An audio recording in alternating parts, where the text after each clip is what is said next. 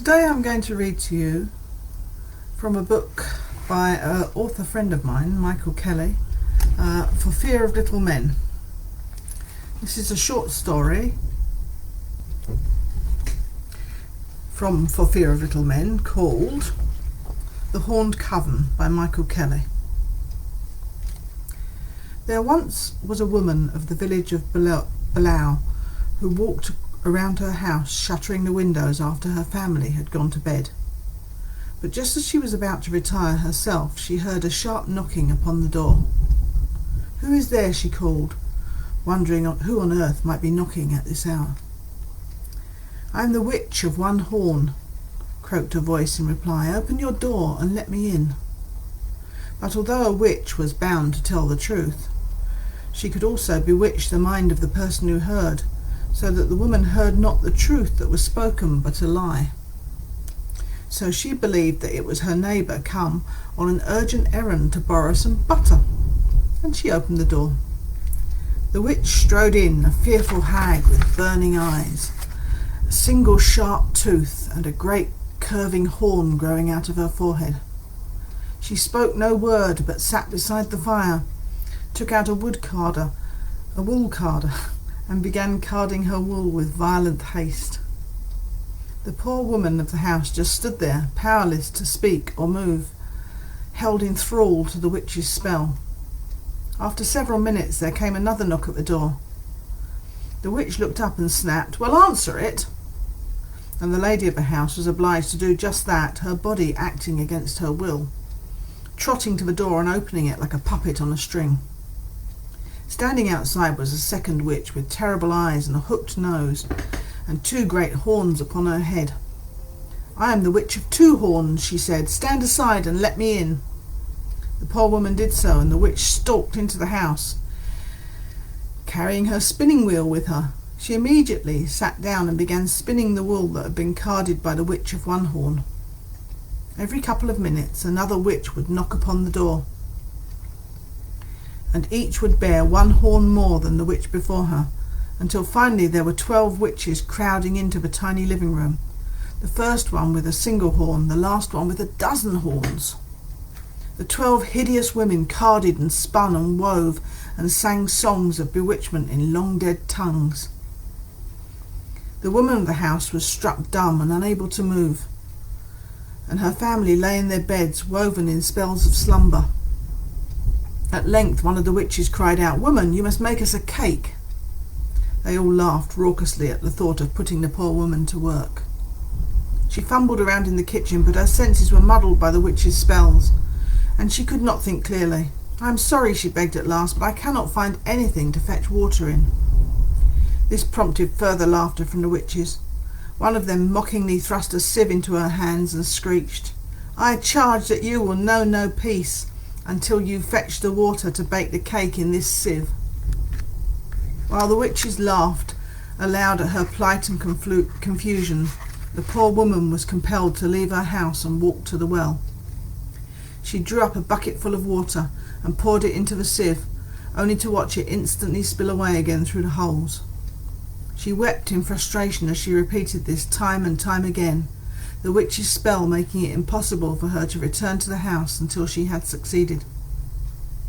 But an ancient spirit dwelt within the well, and a voice issued from it saying, "Woman, you are bound by the witch's enchantment, and cannot free yourself until you have carried out her instructions. Therefore, take up clay from the ground and moss from the stones, and mould them into place within the sieve, so that they block up the holes and prevent the water from running away." Marvelling at this intervention by one of the old gods of wells and springs, the woman did as she was told, and she was soon able to fill the sieve with water, at which point she became herself again and was free of the witch's spell. "Now that you have recovered your wits, make haste," commanded the god of the well. "Go to the corner of the house and cry out in a loud voice, proclaiming that the peak and slopes of North Barul, the mountain where those witches have their lair, are ablaze, and that all is burning up. Then hide yourself swiftly until they have left the house." The woman did as the well had told her, and at the sound of her cry the witches all ran out of the house and took to the air, speeding away westwards like a great whirlwind towards their lair on Barul. She then crept out of her hiding place and hurried back to the well. "They will return swiftly with vengeance in their hearts," the spirit of the well advised her. "And you must act more swiftly still if you would save yourself and your family and rid yourself of the witch's spell for good." "I will do as you tell me," pledged the woman. "First, you must take the basin of water with which you've washed the feet of your children before they went to bed, and you must pour this outside the front door of your house, leaving not an inch of threshold unwetted. Next, you must take the cake of blood and meal which the witches have prepared from the blood of your sleeping family. Break it into pieces and place a morsel in each sleeper's mouth. Then take the cloth the witches have woven in your home and lay it half in and half out of your clothes chest. Lock the chest securely with the cloth in position.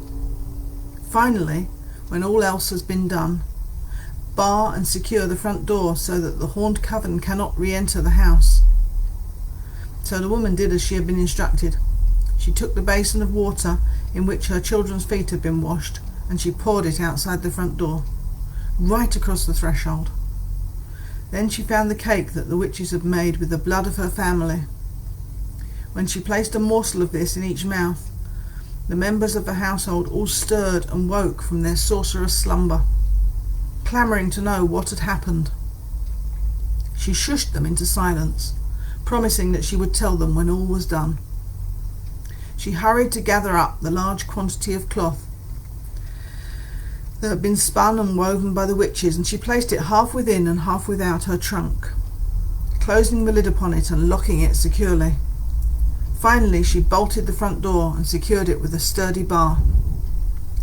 No sooner had she placed the bar across the door than the sound of furious shrieks was heard outside, accompanied by the noise of a great rushing wind, as the horned witches returned to wreak their revenge on the one who had tricked them.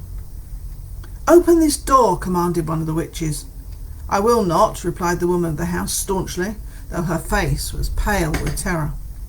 "Then we shall command it to open," declared the witch. "Door, by the darkness beneath the earth, which nourished the roots from which you grew, I command you to open." There came a great groaning from the wood of the door as it strained against its hinges, but this then passed. A creaking voice issued from it, saying to the witches, "I cannot open, for a great wooden crossbar has been placed across me, securing me in place." "Then we shall rend you with our nails," hissed another witch, "and when our talons touch you, your wood will wither and splinter apart." The family were panic-stricken then and huddled together, but as the witches approached the door they cried out in dismay and retreated, for they could not cross the water that had been spilled across the entrance. "Water, be gone," commanded a witch. "Flow aside so that we may approach the door." "This I cannot do," replied the water, "for now that I have washed the feet of the children, I am bound to this house, and should you try to cross me, I shall wash you too." The witches wailed and retreated still further. "If we cannot open the door and cross the water ourselves, we shall get another to do it for us," said another witch. "I call upon the sleepers within the house to arise and do my bidding. By the blood bound in the cake, I compel you to obey me." But because the cake had been broken up and the blood placed back in the mouths of the family members, who were now wide awake, the spell no longer had any power. The witch cried out in fury. But another witch, the eldest one with 12 horns, now said, "Do not rage so, my sisters. Do not forget the yards of cloth we wove and spun in this house. Let us enchant it now, that it comes to us. Send forth your familiar spirits to seize upon the cloth and bring it directly to us. It will open every obstacle in order to reach us.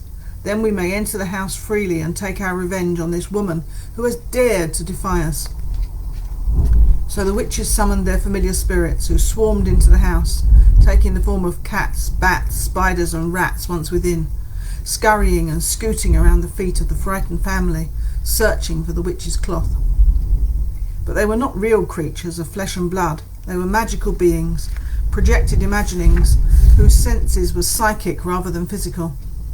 They searched within the chest, but the cloth was not there because it was half outside. They searched outside the chest, but the cloth was not there because it was half inside. It crossed over the boundary, a magical no place, and so the familiars did not find it. When the familiar spirits returned to their mistresses, they were angry and frustrated, and the force of their return knocked several of the witches off their feet, as their spells recoiled upon them. Cursing and wailing, they at last gave up and flew away in their whirlwind forms, never to bother the family again. It is said that they threw bitter curses at the well as they departed, but the spirit who dwelt there was older and stronger than them, and reckoned nothing of their malice. A classic story from the Isle of Man, where we think the fairies still live. Thank you.